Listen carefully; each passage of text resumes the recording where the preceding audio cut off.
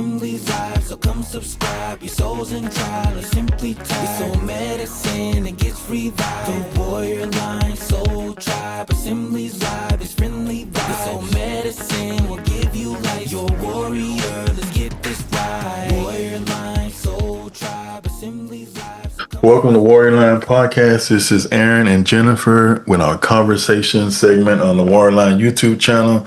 Please like and subscribe to the channel to help the algorithm get our posts out there, our events out there. We had some great episodes last week in conversation dealing with the big bad bill and other things. But now we're going to move on to a great topic, a topic that we really been wanting to discuss for a while. And I want to kind of set the framing for this topic and how I came to know this topic. And it's because of my friend that's on with me right now, Jennifer. It was this show that was came out earlier this year in 2025 on HBO Max called The Pit. And she asked me, she said, "Hey, have you seen The Pit?"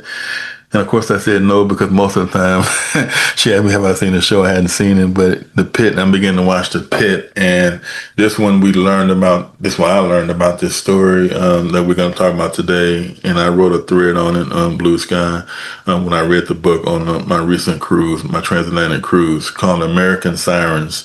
The book is American Sirens, and it talks about the how paramedics came to be in this country, and as we learned with so many things in our history, that Black people, Black men, Black women were the first paramedics. And this book was so enlightening to me, because the show in episode 8 of The Pit showed us a man in the hospital, and he was talking about, and they was diagnosing him, and he was saying, using medical terms. And they finally asked him, "Hey, mister, how do you know these medical terms?" And he told them about how he was part of the, in Pittsburgh, Pennsylvania, how he's part of the first paramedic training, or somebody taught him from the first paramedic training. And the show went on to say how Black people, Black men, Black women were the first paramedics in America. And it just blew my mind. Next day I went out and bought this book we're discussing, American Sirens. And from there I kept it for a while, and then I read it on the cruise, and it was something else. So I'm excited. I'm thankful for my friend Jennifer and my sister, and we have a deep relationship now, for telling me to watch The Pit. I'm thankful for what I found in The Pit, and I'm thankful that led me to this story. And again, as you know, it's always a hidden first that we have to find out based on our own resources, based on our own research. But it's deep. So I thank you, Jennifer, for telling me about The Pit and watching that beautiful series. They're going to have season 2 next year. It was really old school TV, and I just thank you for it, and I appreciate you that you led me to find out about this story. And it's just a powerful story that we're going to get into tonight. You're welcome. Thank you. Thank you for having me again. And I think there are a lot of books that I wish were in the hands of readers. Yeah. More readers, right? Right. And so my hope is that this segment about the book American Sirens, the incredible story of the Black men who became America's first paramedics, by Kevin Hazard. Mm-hmm. I hope this strikes interest in others to not only get a copy of the book, but read the book and share what you learned after reading the book, because there's so much Black innovation that happens in America that is either stolen. Mm-hmm. So the originator of the invention or the thing, they aren't given credit, which builds on the narrative that Black people are stupid, mm-hmm. and that they're worthless. When the reality of it is, no, a lot of the things that you're using today, a Black person invented, like that nice GPS system that gets you home, mm-hmm. and gets you to places without getting lost. You can thank a Black person for that. Thank them. Yes. So at the end of the day, I want to appeal to the intelligence of your audience, and just really invite them to borrow the book from your public library, purchase a copy. It's really good to purchase the work of people who elevate and tell the truth about Black history. And not only buy it, but please don't put it on your TBR cart. Please read it and highlight it, dog-ear it, get to know it, talk about it, ask questions, because this is a really powerful work. For me, I was fascinated by this book because there is a lot of Black innovation and Black history that is deliberately hidden, not only from Black people, but from America as a whole. It is important for white supremacy to hide Black excellence, which is something we saw in the first 90 days of the current administration. You can't respect people who are like you or better than you, who've achieved great things, unless you hide that stuff. Then it's easier to believe the worst about them. So this book was a counter to that. I was also in this space where I was looking up things that were stolen from Black inventors and innovators, whether they were enslaved and the person who was the enslaver stole the invention, or like with Freedom House, it was a full-blown functioning system that was stolen by culture vultures and then completely turned into an all-white, this is incredible, we're amazing, right? So this book is nonfiction that uncovers the origins of the EMS service, or the ambulance, focused on Freedom House Ambulance Service in Pittsburgh in the late 60s, which is a groundbreaking Black-led organization that introduced the first trained paramedics to American streets. Prior to this, when there were emergencies, people were taken in a hearse. And you were just getting a ride. There was no medical assistance on the way to the hospital. So your odds of living were pretty slim. The founder of Freedom House is Dr. Peter, again, sorry for the pronunciation or mispronunciation. It's either Safar or Safer. He's the pioneer of CPR and allies. He secured a federal grant to create an innovative ambulance training program.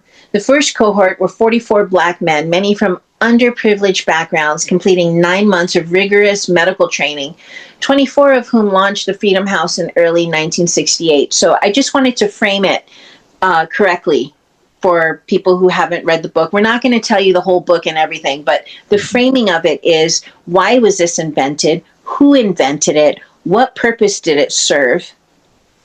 And then we move to how it became a white thing, right? That innovation and creativity was essentially stolen, and so the originator of it doesn't get the credit, the community doesn't get the pride, and the money. That's another piece of the puzzle.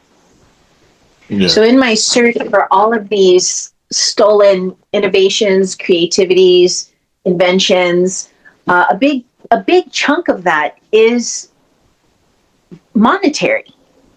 How do we create generational wealth when everything we create is stolen? So not only is Black greatness and Black excellence robbed, the inventor is denied the money for their family. So I just want people to kind of process that before we go into what we go into from reading the book. Now I'm going to shut up and let you go. That's beautiful. That's beautiful. That's great. Great framing. And I read this on the cruise when I was totally disconnected from the internet and everything. We did a transatlantic cruise, so I was there first. We stopped at Portugal. I said, I'm gonna start the 7 days where I don't have the trying to get to my phone, or the temptation. That's what we're tempted to get my phone. So I opened it up, and I was immediately just struck by Kevin Hazard. Kevin Hazard, the writer of the book, is powerful. And because I thought about you, Jennifer, when I read what he wrote, and I thought about you so much because you always get cite your source. What's your source? What's your source? Right? Mm-hmm. What's your Mm-hmm. source? Because you put out what's your source. It's funny how people with very few good intentions always want to know a source, right? When those Mm-hmm. meet their thing. So he was a paramedic, Kevin Hazard, for 10 years.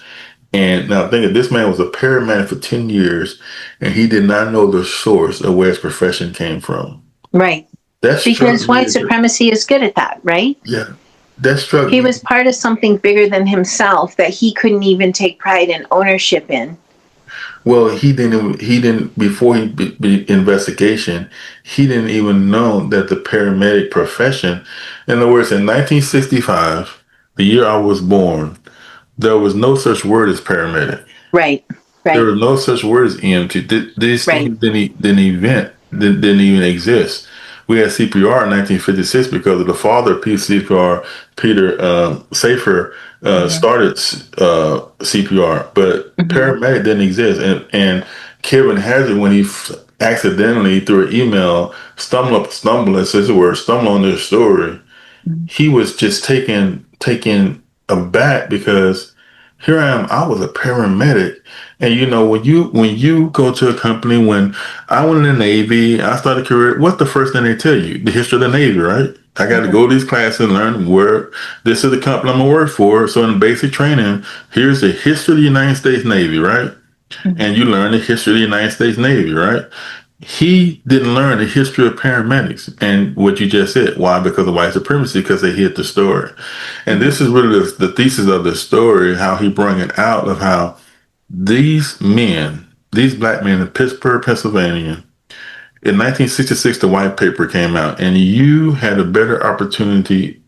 If you got shot in Vietnam, you had a better opportunity of surviving than you got shot in Pittsburgh, Pennsylvania, Right. because there was no ambulance service. And so I was struck by, I keep saying 1965. Why?